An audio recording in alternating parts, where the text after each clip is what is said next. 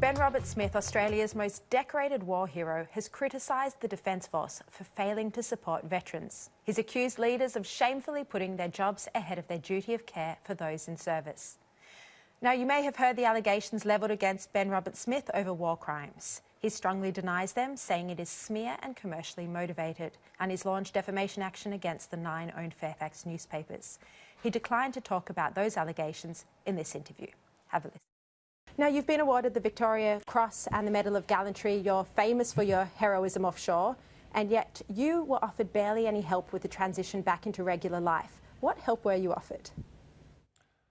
Well, look, from my perspective, it was quite an unusual process. I mean, I'd come home from Afghanistan in 2012. I went on long service leave and after 8 months decided I would discharge, and when I was invited in to go through that process, effectively it took 1 day. I came in, signed some paperwork, was offered some menial sort of assistance and moved on. And the point at that time was I didn't need the assistance, but what it showed me was if I was a soldier with such a high profile and it could happen to me in that manner, what was happening to some of these other guys that were getting out and really needed to be transitioned effectively into employment and into the civilian world. Can you relate to the stories that you've heard so far, including at our Daily Telegraph Summit last week, of the veterans really struggling with isolation and with the transition back into normal life? Yeah, certainly. The Army is your family whilst you're there, and when you leave and transition into the civilian world, it takes time to get used to not being around your team and your mates. That was something that I certainly struggled with, was not being able to constantly communicate with them. And I remember trying to call guys each day through the weeks, trying to find out what was happening and still be connected in some way back to them, because that was your purpose for so long. And I also think that if you're transitioning from the military, it's a very tribal scenario. I mean, you're very much part of the tribe that is the military, and you're trained to become part of the military, and you're trained in such a way that they've got to break you down from being a civilian and turn you into that soldier. But when you leave, there's no training that reteaches you how to be a civilian. You've got a very different mindset, you've got a view on the world and a value set, and when you leave, you've got to readjust to that civilian world, and that's very difficult for some people. In terms of that sense of isolation that, you know, even you might have felt from time to time when you return to regular life, are there any kind of particular dark times that you experienced that you might be willing to share? Oh, look, in terms of dark times, I mean, the biggest issue that I faced when I left was just that sense of isolation in itself. That was very difficult for me just simply because I'd been at such a high tempo place of employment inside the military. And having just come back from Afghanistan, it takes a while to unwind from that. So it's very hard to then try and block that out and focus on what you need to do in a transition, which is to find your new meaning, your new purpose, and that helps drive you into your next line of employment, and meaningful employment, which enables you to look after your family and do all the things that human beings need to do. Because if that stuff doesn't happen reasonably quickly after transition, that's when you start to see some of the social issues that veterans face becoming more prevalent. Things like alcohol abuse or substance abuse, homelessness, and unfortunately, as we've seen and what we're talking about today, it can lead to suicide. One of the problems that, you know, in a Saturday Telegraph piece that you mentioned with helping veterans transition back into normal life, which ultimately contributes to, contributes to their mental health deterioration and could even lead to the suicide rate, which is just unusually high for veterans compared to Australian men of the same age. One of the things you've attributed to this is the culture in defence. Can you expand a bit on this? What do you mean when you say that there's a culture problem in Defence Force? Certainly. Well, I mean, one of the problems with suicide in general is people don't like to talk about it. Now, Defence has come in leaps and bounds in regards to how they address suicide and the initiatives they've put in place to stop it for members of Defence. My argument around how the culture helps drive this issue when people leave is that we don't focus on people when they're in defence prior to their transition, educating them on what is going to be necessary when they transition. By the time someone makes the decision to leave the military, they're automatically at that point given the information that is required for transition and sent on their way. And there's a lot of things that have changed in transition in defence now that are there to help aid people moving through the process. But fundamentally, you want to be understanding that process well before you get there. And the culture has always been, you know, this reactive sort of self-protection from the senior leadership. You know, if an issue that is raised in the civilian world that involves veteran or involves defence, then we implement a strategy to fix it at that point. At that point, it's too late. We've already got the issue. So what we need to do is be prepared to talk about things like suicide inside defence for veterans, not just ADF members, but for veterans and why it's happening, and then try to help eradicate it by setting the preconditions that will serve veterans well when they leave and go through the transition process. So it needs to be something that's drilled through our leadership in terms of how we talk about it, how we train people to leave. In terms of when people are serving in the force, do you think the leadership, you've said that they're self-protecting, do you think they're ignoring the stages when they actually see veterans suffering, while they're serving, when they see that they're starting to have psychological issues or starting to come under stress? Is there this attitude to ignore it rather than deal with it? I certainly do, because the fact of the matter is Defence doesn't look at veterans as part of their own anymore, and that's very clear. Once you become a veteran, you belong to DVA, and that's how the process works. And that's my argument with it, because you go away with the military if you have an issue or you find yourself in a position where your service is contributing to your issues, you are expected to deal with DVA. And what I'm suggesting is that whilst you're in the military, you should be able to go through a process supported by the leadership to deal with any of those issues prior to you leaving. Now, in some instances you can do that, but what I'm talking about is a more open, transparent look at how the leadership are actually leading Defence. So how are they managing these issues? That's what we want to understand, because it isn't clear.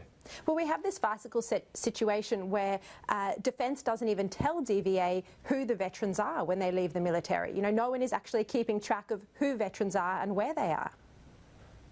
Yeah, that's right. I mean, it is one of these things where they're trying to get better at it, and unfortunately that is an example of where the system falls over, the disconnect between Defence and DVA. In some instances they get it right, but in many they get it wrong, and quite frankly, we can't afford to get it wrong. It needs to be done correctly all the time, because if it leads to an issue that a veteran faces that in turn leads to the suicide, then that is an unacceptable outcome. There seems to be a sense that DVA actually looks for ways to deny veterans' claims when they have PTSD rather than proactively see if veterans need help, even finding legal lawyers to try and stop veterans getting compensation and getting help. Is this right? Is this fair? Look, the problem, in my opinion, with the DVA process is more based around the people involved in the DVA process. What you have is some people that are highly professional, extremely skilled and dedicated, and do whatever they can to get veterans their entitlements. In other instances, you don't get that. And the problem, of course, is because of the disparity in the quality of your DVA representation or the DVA rep that you might be talking to, you find some people slip through the gaps. And that, again, that is unacceptable. So we have to have a standardised level of care and level of contact for all veterans against all of the representation that is offered by the DVA. And if they got that component right, then again, we wouldn't see people falling through the cracks and then facing these serious issues like suicide. Given how veterans are being treated, would you still encourage anyone to join the Defence Force? Look, my opinion is the Australian Defence Force needs good young Australians. It's full of good young Australians as we speak. And I consider that my service and the service of my mates something that I am most proud of and always will be. But when you look at what is happening at the moment, it gives me cause to think, is it a good option for somebody to do that, knowing that at any point you could be injured, leave and not be supported in a way that is expected and that you should be supported because you have chosen to serve? So from my perspective at the moment, it would take serious consideration before you would be advising people to do that. And I say that it could change very quickly because it's all about the leadership. Well, you say that we need good young Australians in the Defence Force, but what we're seeing at the moment, and we've at the Telegraph we've spoken to mothers who have tragically lost their sons when they returned home from service. We're seeing at the moment that good young Australians are going to serve and are coming back broken men. Yeah, look, that is the problem with war. It's the problem with military service in some instances in general.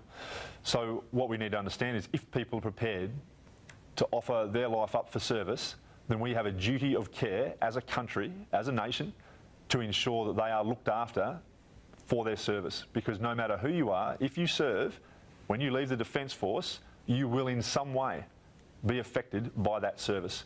Some people more than others, but no one leaves the Defence Force without being affected by their service in some regard. Why do you think the federal government is resisting the calls which are mounting now to hold a royal commission into veteran suicide? Well, I'm not sure if the government are resisting the calls at the moment. I think it was encouraging to see the Prime Minister talking to the mothers of some of the veterans who have committed suicide in recent times, acknowledging that he will consider it. I think that was a positive step. The New South Wales Veterans Affairs Minister committing his support to a Royal Commission. These are all steps leading towards a positive outcome in regards to getting a Royal Commission. But I think the Prime Minister himself wants to understand what is the outcome that we are looking for. And I accept that. And all I would say to it, though, is we do need to lift the lid off the box. We need to see what's inside and understand in defence what is going on with the processes that is allowing these issues to take place. Because when we take the lid off, I think we won't only find the things we know are there that are going wrong, but we'll also find things that we weren't aware of. And until we do that, we're not going to be able to fix these problems. Do you think the government is scared of the Defence Force? No, not at all. I don't think the government's scared of the Defence Force. I think, unfortunately, what we're faced with is the Defence Force, which should not operate in the same manner as the government, is starting to do that and becoming a serious bureaucracy. Yeah, and that is a huge problem, and it's a very secret organisation as well. So when some of these mothers or even the media are trying to find out, you know, what is being offered to Defence or what is going on, it's constant stonewalling. Yeah, that's right, correct. And I agree with that sentiment, and I think, look, as with all things, the Defence Force has the right to protect issues of national security and the identities of its personnel, and anything that happens to be specific to any type of security clearances that may be applied to operations and so forth. But in this regard, we're simply talking about the processes that are engaged with looking after our soldiers and our veterans. Remembrance Day was this week. Do you think, as we've heard from some of the widowed wives and the mothers who've lost their sons, that the 500, and it's extraordinary, there have been 500 veterans who've taken their own life when they've returned home from combat after being deprived the psychological support that they need. Do you think these are our new forgotten Anzacs, and do you think this is shameful? Well, Shari, I actually do think it's shameful, and I say that because this is a lesson that Australia learned a long time ago. And I think one of the worst examples of this is the Vietnam veteran issue that we faced. Now, the Vietnam veterans came back and were treated horrendously by this country, and it's something that I fully appreciate and understand is very hard for them to reconcile with. And what I'd say about that is they were treated horribly by a country because the politics were not understood. In today's military, the civilian community and Australians in general are supportive of their military and were through the whole time we were in Afghanistan and Iraq, and that's always been acknowledged. Their support has been great, and what it appears to be now is we're actually being let down by our own military. Ben, just lastly, you spoke earlier about the leadership wanting to self-protect. What do you think is behind this? Why do you think they care more about the cost to their own careers, perhaps, if that's what you mean by self-protecting, rather than looking after the people, the brave men who are serving under them? Yeah, well, actually, that is what I mean, Shari, and I stand by that because I think the posting cycle of our senior leadership, be it 2 or 3 years, puts us in a position where our leaders, because of it becoming a bureaucracy, are beholden to that bureaucracy and also answering into government, rather than running the military, rather than strategising around what our military needs to do to protect Australia. So because of that, instead of worrying about the men and women that serve in the Defence Force, they're worried about protecting their patch.